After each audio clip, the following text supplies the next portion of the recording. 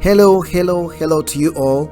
Welcome to the first informative session of your YourTutorHM. Before we dive deep into drug or medication dosing calculations, it is very essential to have an understanding of the very basics with regards to why it's important to get drug dosing right.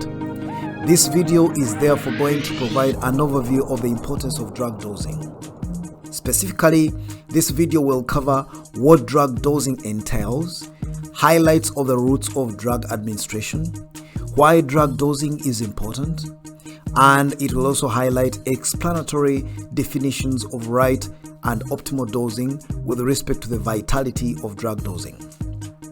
It does not matter which part of the world you're residing or studying from, your YourTutorHM is always blessed to providing you knowledge, information, and resources to help you understand some of the critical but rather challenging fields or topics or areas in the nursing, medical, or clinical practice and training. Your YourTutorHM will supplement what you may not know or have some knowledge about or are interested to know more about in the medical or clinical nursing technical fields. If you're new to this channel, remember to hit out that like button and also subscribe to the channel so that you do not miss out on the forthcoming informative and extremely knowledgeable sessions every time your YourTutorHM comes online. Now, just to emphasize, drug dosing is very important when it comes to decision making on what drug of choice you are going to select in your practice, which route of administration, and why one chooses a specific drug formulation to be given to a respective client or patient for their respective diagnosed or determined disease in question. Wrong decisions in terms of drug dosing can have highly effective results, but also they can be very detrimental and devastating results to anyone receiving the respective drug formulation. This video will thus provide you the very basics of the importance of drug dosing. So let's dive into it. So this is an overview of the importance of drug dosing, and this is the first of the series of sessions under nursing, drug or medications dosage calculations, understanding the basics, and this is part 1. So what does drug dosing entail? There are 3 critical elements of drug dosing that we are going to cover for the benefit of this presentation. The first one is the amount of drug provided by the practitioner or taken by a recipient, and the recipient here refers to either patient or a client or resident, and the nomenclature here is dependent on where your area of practice is. The frequency of the drug dose that is being provided or taken by the client or the patient. And the third element is the route of administration of the drug provided or taken by the client or the patient. Now, let's look at each of these elements and how they are expressed. So the amount of drug can be expressed as the weight of the active ingredient in the drug. And that can be, for example, each of these capsules or tablets will be 50 milligrams, or it can be expressed as the volume of the drug solution. And in this respect, you may withdraw 10 mils of a given drug, or you may provide 4 drops or a given drug in terms of its volume. The other elements in terms of how amount of drug is expressed are the dosage forms, and the dosage forms can be either in form of a capsule or tablets or a suppository. Now, there's also the quantity in form of either puffs or spoonfuls, and the puffs, for example, can be inhalants, or the spoonfuls can be powdered forms of a given either drug or medication that are provided to a client or a patient. Now, let's look at the frequency of drug dosing and how this is expressed. So this may be expressed in terms of the number of times a drug is taken or provided per day. For example, 4 times a day or once or twice a day. Or this may be expressed as drugs taken with respect to an event. For example, a drug being provided 1 hour before meals, or a drug being provided 2 hours after meals, or a drug being provided in the morning or at bedtime. Now, in terms of the route of drug administration, which literally means the path by which a drug or medicine is taken into the body, this can be expressed in terms of the routes of administration. The first one is the oral route, and that is by mouth. The second one is the sublingual route, which is refers to drugs placed under the tongue. The third one is the buccal route, which refers to drugs that are placed between the gums and the inner side of the cheek. The other routes of administration include the rectal route, which refers to drugs being administered into the rectum or through the anal opening. The other one is the topical route, which refers to drugs being applied on the skin or on the mucous membranes, and these may include the eyes or the ears or the nose. And then the other aspect is the injection route, where drugs are administered using the needle and the syringe into the body. Two more of the very important routes of administration is the transdermal route, where medicines are applied by placing a patch on the skin, and usually the medicine or the medication is contained in this patch and it is absorbed through the skin. The other critical element in terms of the route of administration is the inhalation route, where the drug is administered through inhalation to the lungs, and usually this route delivers drugs both for local effect and also system-wide actions. And the local effect here refers to effects in the airways, and that is the trachea or the bronchi or the lungs. And then system-wide actions refers to effects beyond the local effect and effects to the bloodstreams or other body systems. Now, the gist of this presentation is really why drug dosing is important. And there are two very important dimensions of drug dosing that we are going to look at in this presentation. The first one is the effect of the amount of drug that is being provided to a patient.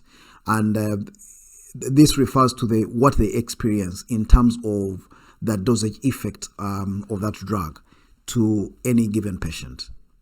Now, there are three very cardinal results that we are going to cover in this presentation. The first result is where we provide optimal dosing, and usually the effect here is that the drug will be effective with respect to either modifying or reducing or eliminating or improving the diagnosis or the disease that is in question. The second very important effect or result with respect to drug dosing is when we provide a drug overdose, and that is providing a drug beyond the recommended dosage for a given disease, for a given client, for a given respective age. And the result here is drug toxicity, and the patient here will experience either the side effects or the adverse effects of the drug or the complications, and this can include death and poisoning. The third result that is very important in terms of drug dosing is where we provide an underdose, and this is when the drug is administered in very low dosages, and the result will be either a minimal therapeutic effect or no effect at all in terms of the drug that is being provided. Now, the second dimension of drug dosing and why drug dosing is important is the strategic intention, and here there are two very important vital outcomes.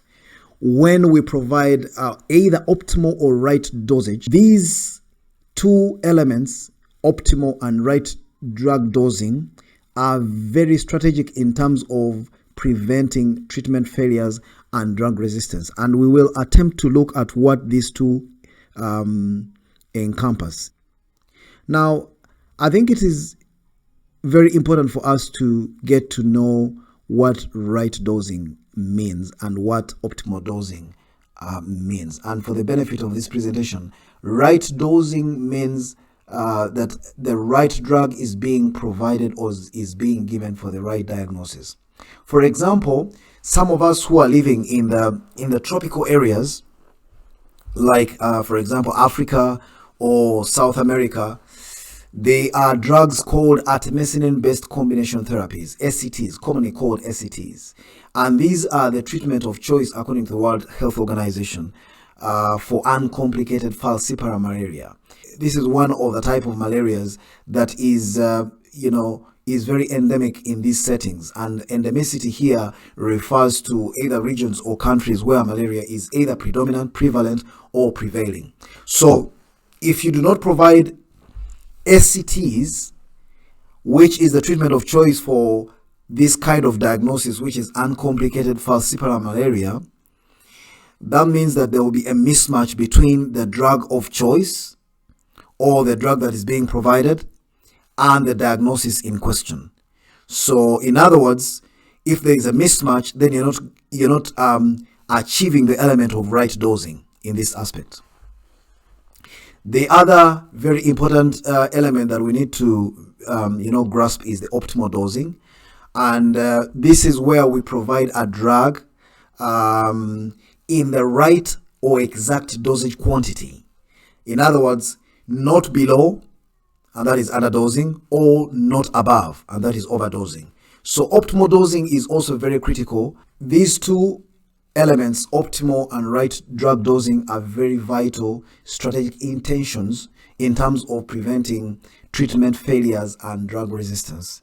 Now, as we crown out this presentation, let's look at what treatment failure and drug resistance include or encompass. So in terms of treatment failure, this is simply the failure of a drug to treat the disease or the illness or the ill feeling for which it has been prescribed or given.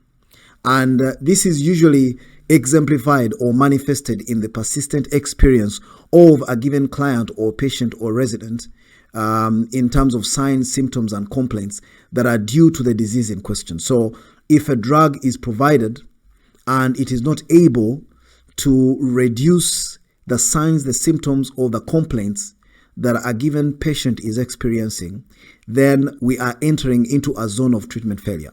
Now, the last dimension that is very critical and why drug dosing is very important in terms of the strategic intention is drug resistance. And this refers to a situation where there is a reduction in effectiveness of a medication or a drug to treat a disease or a condition for which it used to be effective.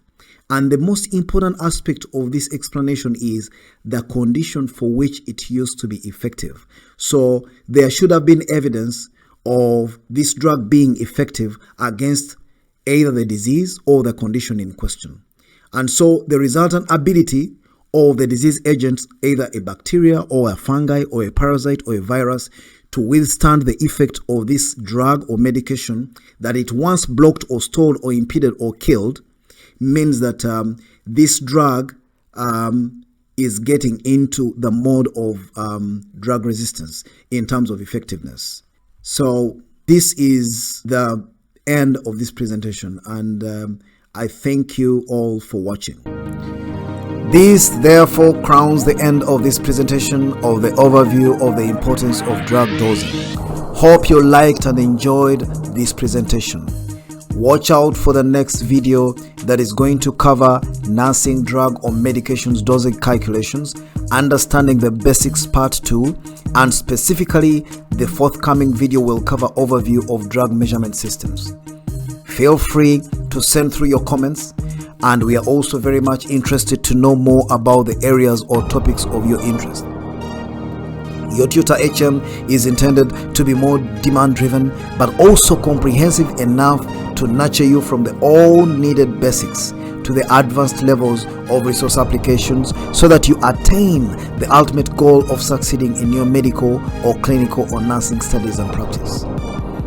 Again, if you're new to this channel, please remember to hit out that like button and also subscribe to the channel so that you do not miss out on the forthcoming informative and extremely knowledgeable sessions every time YourTutorHM comes online. Make sure you widely share this channel to friends and family so that we help them grow their knowledge base. See you all in the next session. Ciao and bye-bye.